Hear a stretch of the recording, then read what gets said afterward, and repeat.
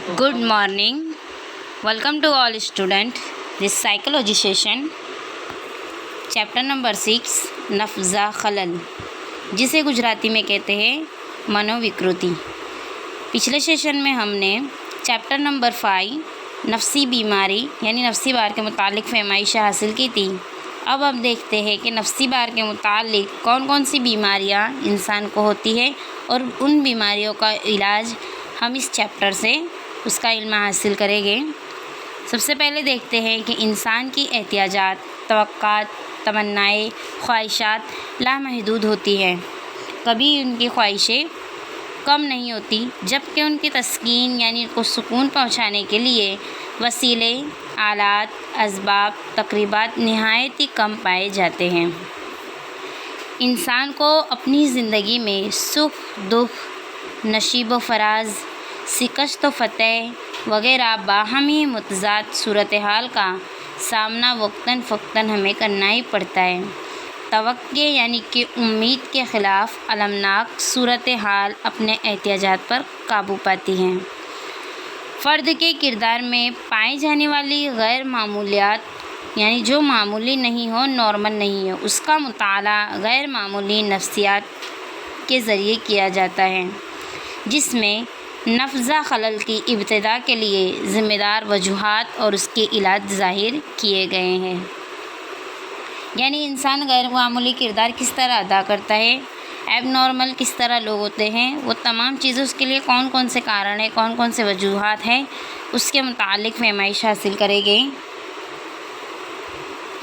आलमी सतह पर जिस तरह WHO वर्ल्ड हेल्थ ऑर्गेनाइजेशन इदारा जिस्मानी सेहत के हमरा मंसूब है, उसी तरह APA अमेरिकन साइकियाट्रिक एसोसिएशन ये नफ्सी अमराज की तशख़ीस यानी कि जांच और उसके इलाज के लिए हमरा मंसूब है।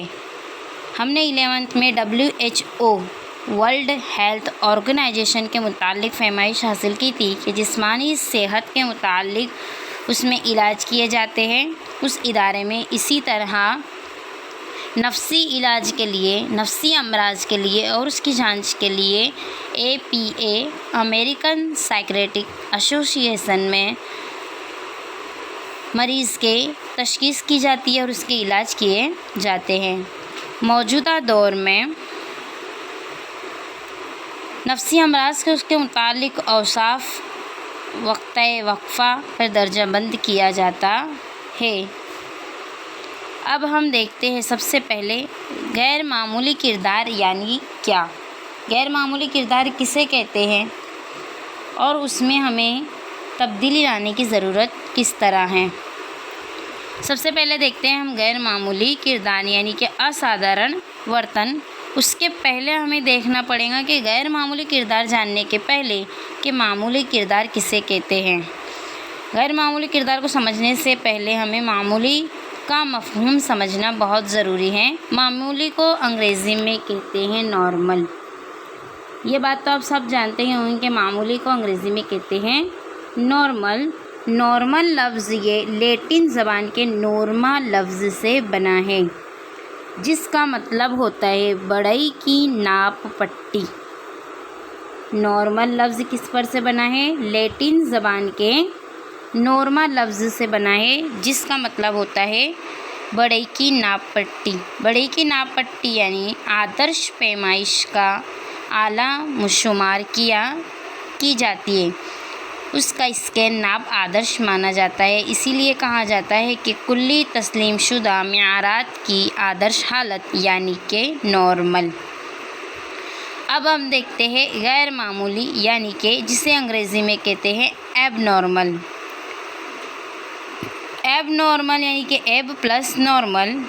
एब का मतलब होता है अवे फ्रॉम यानी कि उर्दू में है से दूर, और नॉर्मल का मतलब है मामूली यानी कि मामूली से दूर।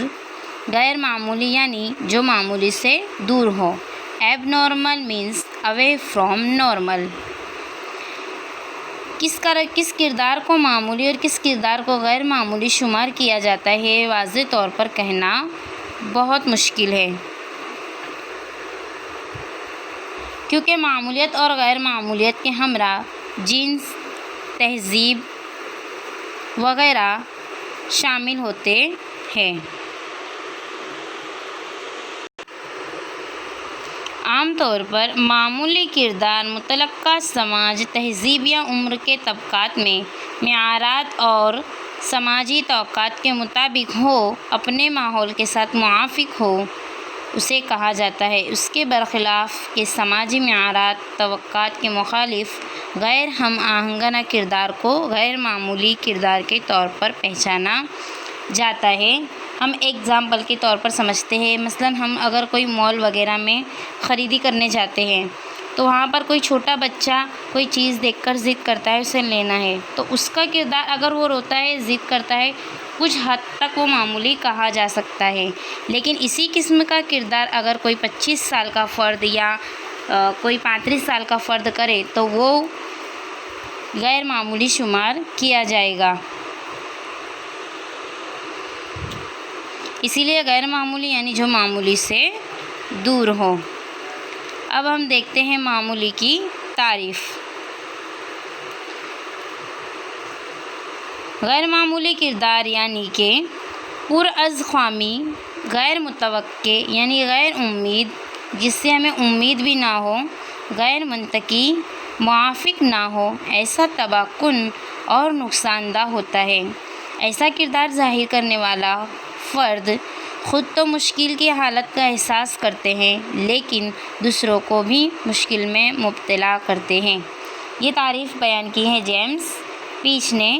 اس نے کہا ہے کہ غیر معمولی کردار کیسا ہوتا ہے؟ پرعز خوامی یعنی کہ خوامی سے بھرا ہوا، غیر متوقع یعنی کہ جس کی امید نہ ہو، غیر امید، غیر منطقی یعنی کہ ہم لاجک بھی نہیں کر سکتے، موافق نہ ہو، ایسا تباہ کن، نقصان دہ ہوتا ہے۔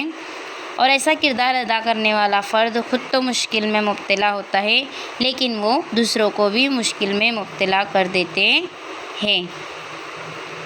دوسری تعریف دیکھتے ہیں ہم۔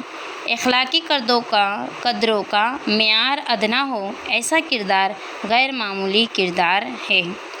یہ تعریف بیان کی ہے جے سی کولمین نے۔ ہر نفسیات داں کے نام کے ساتھ ہر تعریف ہمیں یاد کرنی ہے۔ اور ایک دوسری تعریف دیکھتے ہیں۔ غیر معمولی کردار یعنی عمومی، خاطر خواہ یا مثالی حیثیت سے اس حد تک متفرق کردار کے جسے عمومی کردار نمائندے کے طور پر ظاہر نہیں کیا جا سکتا۔ اب ہم دیکھتے ہیں درجہ بندی۔ درجہ بندی یعنی کہ ورگیکرن۔ تندرست سماج کی تشکیل تندرست افراد کے ذریعے ہی کی جا سکتی ہے۔ جن افراد میں سماجی تسلیم شدہ عمومی کردار کا تناسب زیادہ ہو انہیں صحت مند افراد کہتے ہیں۔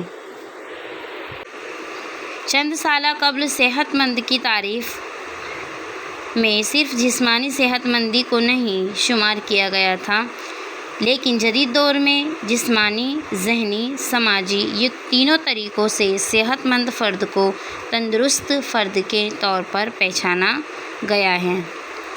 بین الاقوامی علاقے میں ذہنی امراض کی درجہ بندی کے ہمراہ 2 ادارے منسوخ کیے گئے ہیں۔ پہلا ہے WHO ورلڈ ہیلتھ آرگنائزیشن، جسے اردو میں کہتے ہیں عالمی صحتی تنظیم، جو ہم نے دیکھا کہ صحت کے لیے، ان کے علاج کے لیے منسوب ہے۔ دوسری ہے APA امریکن سائکیٹرک ایسوسی ایشن۔ WHO کے ذریعے جو درجہ بندی کی جاتی ہے اسے ICD کہتے ہیں اور APA کے ذریعے شائع کی جانے والی درجہ بندی کو DSM کہتے ہیں۔ جو WHO کے ذریعے درجہ بندی جاری کی جاتی ہے اسے ICD یعنی انٹرنیشنل کلاسیفیکیشن آف ڈیزیز کہا جاتا ہے۔ اس کے بعد دوسری جو ہے APA کے ذریعے جس کی درجہ بندی کی جاتی ہے اسے DSM کہا جاتا ہے۔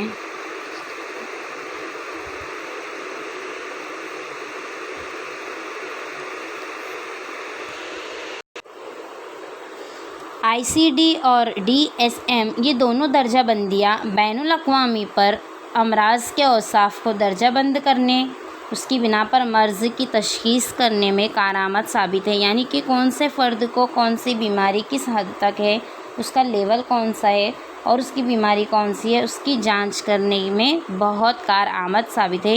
یہ دونوں اداروں کے ذریعے انسان کو نفس میں ہونے والی بیماری یا مائنڈ میں یا ذہنی طور پر یا جسمانی طور پر کون سی بیماری ہے، اس کو وجہ کون سی ہے، تو یہ تشخیص کرنے میں دونوں ادارے کارآمد ثابت ہوئے ہیں۔ 1948 میں WHO کے ذریعے شائع شدہ ICD-6 میں سب سے اول مرتبہ جسمانی امراض کے ساتھ ذہنی امراض، ذہنی عارضیوں کی بھی رسمی درجہ بندی کی گئی۔ اس کے بعد 1952 میں سب سے پہلے APA کے ذریعے DSM کی پہلی اشاعت شائع ہوئی۔ آپ کو یہ جدول میں دکھ رہا ہوگا کہ DSM-1 DSM-2 3 4 5 تک دی گئی ہیں، اور آپ کی بک میں بھی پیج نمبر 76 پر اس کی معلومات دی گئی ہیں۔ اشاعت کی سال اور DSM کی درجہ بندیاں کون کون سی ہیں اس کے متعلق دیے۔ تو سب سے پہلے ہم دیکھتے ہیں DSM-1، تو اس کے اشاعت کا سال ہے 1952 میں، اور آپ کو اسکرین پہ اس کی بکس بھی نظر آ رہی ہوں گی کہ کس طرح امراض کی تشخیص کی گئی اور ان امراض کا علاج کیا گیا۔ پھر دوسری درجہ بندی ہے DSM-2، تو وہ ہے 1968 میں۔ پھر تیسری ہے DSM-3 1980، پھر 3 کا واپس ریویژن ہے 1987۔ پھر DSM-4 1994، DSM-4 ریویژن ہے 2000، اور اس میں DSM-5 نہیں دیا گیا ہے لیکن اس کے اشاعت کا سال ہے 2013۔ تو اس طرح ہمیں WHO اور APA کی جو درجہ بندی ہے DSM ICD کے متعلق فہمائش حاصل ہوئے، اسے ہمیں سال کے ساتھ یاد رکھنا ہے۔